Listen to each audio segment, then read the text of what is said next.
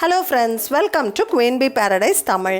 இன்றைக்கி வந்து உங்கள் எல்லாருக்குமே ரொம்ப பிடிச்ச vlog தான் பார்க்க போகிறோம். என் பொண்ணோட பர்த்டேவை நாங்கள் எப்படி செலிப்ரேட் பண்ணோம், அவளுக்காக ஸ்பெஷலாக நான் என்ன ப்ரிப்பேர் பண்ணேன், அவளுக்கு என்ன gift கொடுத்தோம், எங்கே கூட்டிகிட்டு போனோம், இதெல்லாம் தான் இந்த vlogல நம்ம பார்க்க போகிறோம். 1 2 3 start.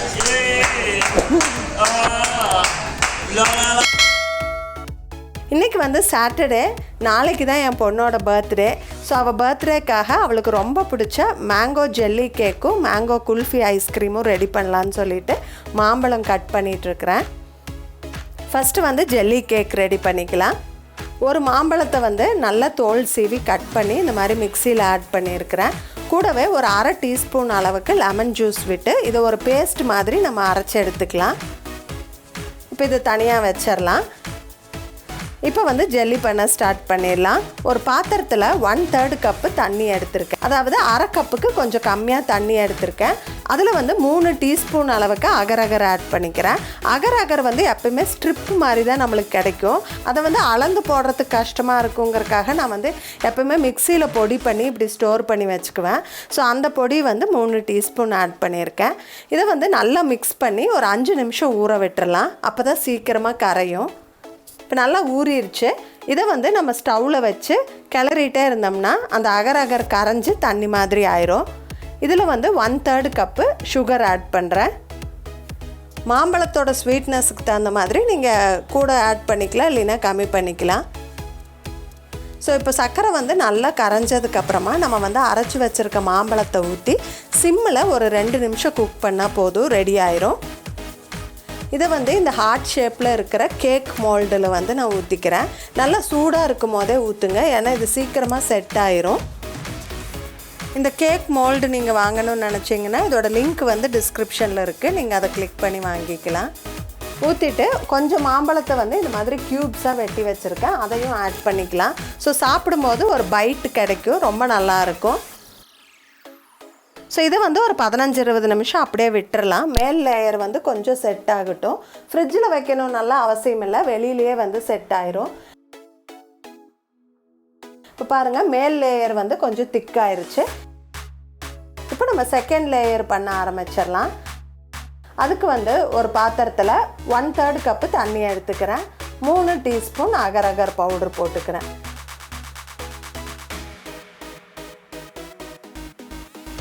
ஒரு 5 நிமிஷம் ஊறிடுச்சு. இப்போ இதை வந்து ஸ்டவ்வில் வச்சு நம்ம கிளற ஆரம்பிச்சிடலாம்.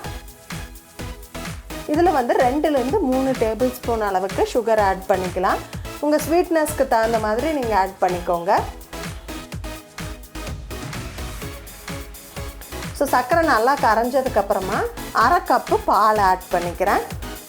பால் ஆட் பண்ண உடனேயே வந்து அடுப்பை ஆஃப் பண்ணிடுங்க, இல்லைன்னா திரிஞ்சிரும்.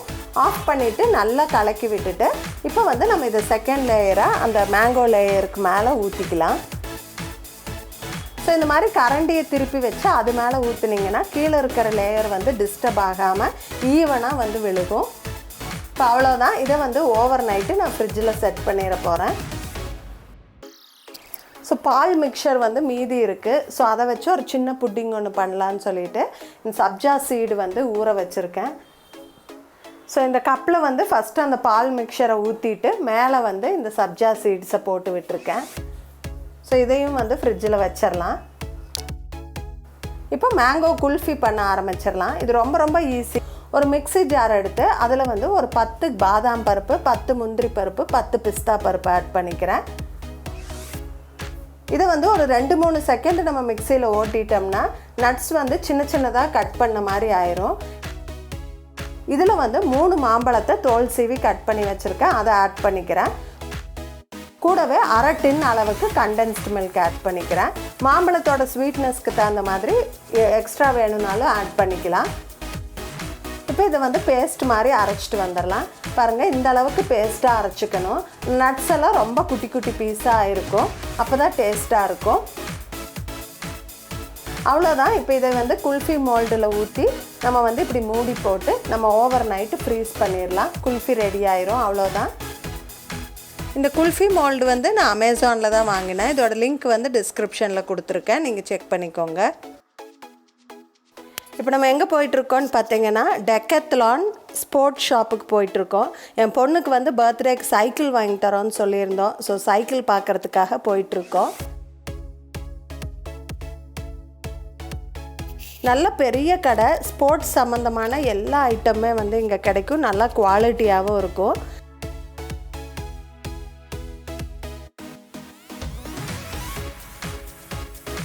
ஸோ சைக்கிள் எல்லாம் பார்த்தோம். லேட்டஸ்ட் மாடலில் கலர்ஃபுல்லாக ரொம்ப நல்லா இருந்தது சைக்கிள் எல்லாம்.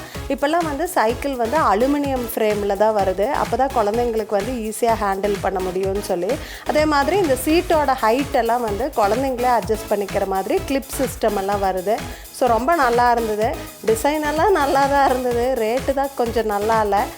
வெறும் சைக்கிளே வந்து 8000 ரூபாய் வருது. அதுக்கப்புறமா நம்ம வந்து சைக்கிளுக்கு stand, mudguard, lock, bottle holder இதெல்லாம் தனித்தனியாக வாங்கி ஃபிட் பண்ணணும். அதெல்லாம் சேர்த்து பார்த்தா ஒரு சைக்கிளே வந்து 12,500 ரூபாய் வருது. பட்ஜெட்டில் துண்டு விழுந்தால் பரவாயில்ல, பெட்ஷீட்டே விழுந்துரும் போல் இருக்குது. சரி, சைக்கிள் வேர்ல்டுலேயும் பார்த்துட்டு அதுக்கப்புறமா வந்து இது வாங்குறதா வேண்டாமான்னு முடிவு பண்ணலான்னு சொல்லிட்டு அன்றைக்கி நாங்கள் சைக்கிள் வாங்கலை.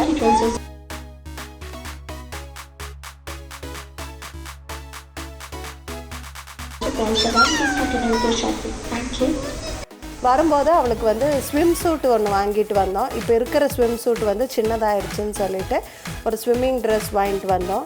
ஸோ இதுதான் வாங்கிட்டு வந்தோம். நல்லா இருக்குது. டாப்பும் பாட்டமும் வந்து அட்டாச் ஆகிருக்கு. ஒரே பீஸ் தான் இது. நல்லா ஸ்ட்ரெச்சபிள் மெட்டீரியல், 2-3 வருஷம் யூஸ் பண்ணலாம். குவாலிட்டி ரொம்ப நல்லா இருந்தது. அதனால் இது ஒன்று வாங்கிட்டு வந்தோம். ஒரு சில டெக்கத்லான் ப்ராடக்ட்ஸ் வந்து நம்மளுக்கு அமேசான்லேயும் கிடைக்கும். இதோட லிங்க் கிடச்சிதுன்னா நான் டிஸ்கிரிப்ஷனில் கொடுக்குறேன். உங்கள் பசங்களுக்கு தேவைப்பட்டால் நீங்கள் ரெஃபர் பண்ணி பாருங்கள். ஸோ இது வந்து அடுத்த நாள் எங்கள் பொண்ணுக்கு இன்றைக்கி பர்த்டே. ஸோ நாங்கள்லாம் கோயிலுக்கு வந்திருக்கோம்.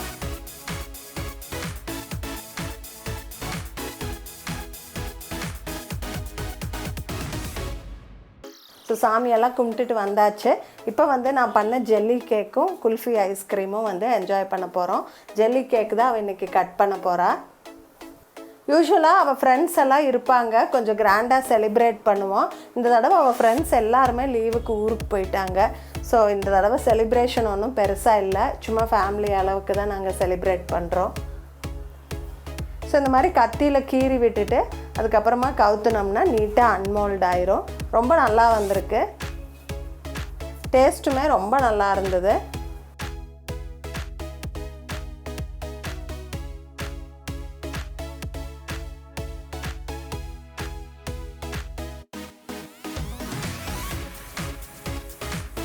ஸோ மில்க் புட்டிங்கும் வந்து நல்லா வந்திருக்கு.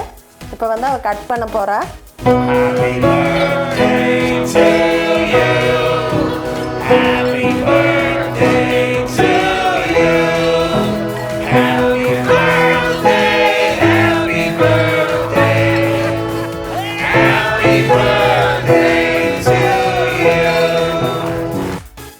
இந்த ஜெல்லி கேக்கும் இந்த மில்க் புட்டிங்கும் ரொம்ப ரொம்ப டேஸ்ட்டாக வந்திருந்தது. ரொம்ப ஈஸியாக நம்ம செஞ்சிடலாம். கண்டிப்பாக ட்ரை பண்ணி பாருங்கள். இப்போ வந்து நான் செஞ்ச குல்ஃபி ஐஸையும் வந்து அன்மோல்டு பண்ணி பார்க்க போகிறேன். இதுக்கு வந்து ஃப்ரீசர்லேருந்து எடுத்து அந்த மோல்டு மேலே கொஞ்சம் தண்ணி ஊற்றணும். இல்லைன்னா தண்ணியில் வந்து ஒரு 5 மினிட்ஸ் வச்சிடலாம். வச்சுட்டு அதுக்கப்புறமா எடுத்தோம்னா நம்மளுக்கு ஈஸியாக வந்துடும். சூப்பராக வந்திருக்கு. இதுக்கு மேலே வந்து நான் ஒரு பாதாம் பருப்பை துருவி அப்படியே போடுறேன். டேஸ்ட் வந்து ரொம்ப நல்லா வந்திருந்தது. கடையில் நம்ம குல்ஃபி ஐஸ் சாப்பிட்ற மாதிரியே இருந்தது. ஸோ மேங்கோ சீசன் முடியறதுக்குள்ளே கண்டிப்பாக ட்ரை பண்ணுங்கள்.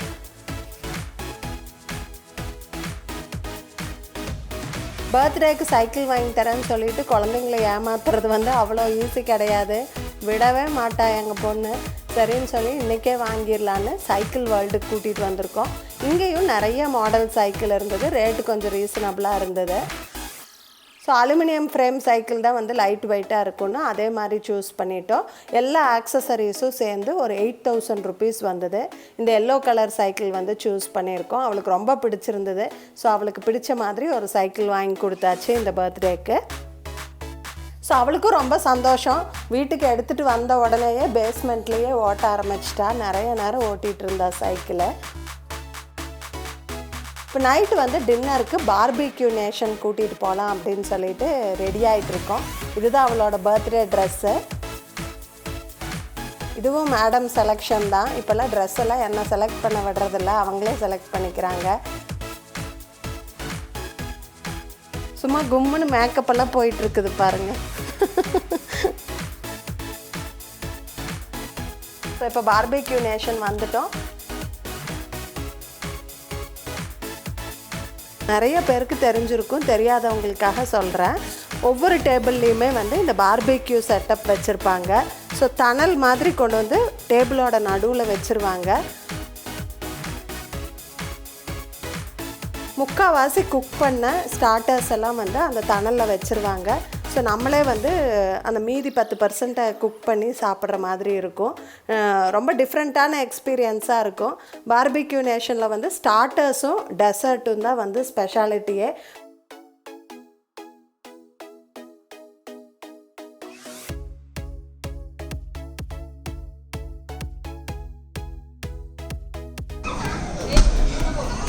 வேண்டா குட்டி, வாயில் வைக்காத.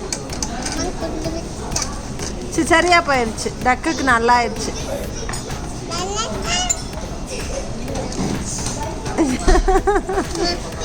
அழகு. மெயின் கோர்ஸ் எல்லாம் நிறைய ஐட்டம்ஸ் இருக்கும். ஆனால் நம்மளுக்கு சாப்பிட்றதுக்கு வயிற்றுல இடம் இருக்காது. லைட்டாக டேஸ்ட் வேணால் பார்க்கலாம், அவ்வளோதான்.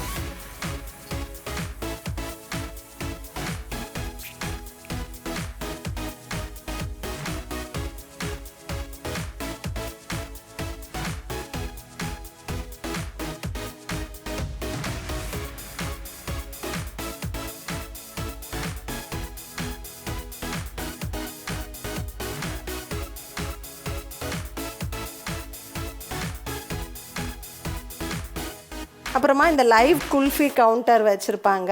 ஸோ மேலே வந்து டாப்பிங்ஸ் வந்து நம்ம கேட்குற மாதிரி விதவிதமாக போட்டு கொடுப்பாங்க.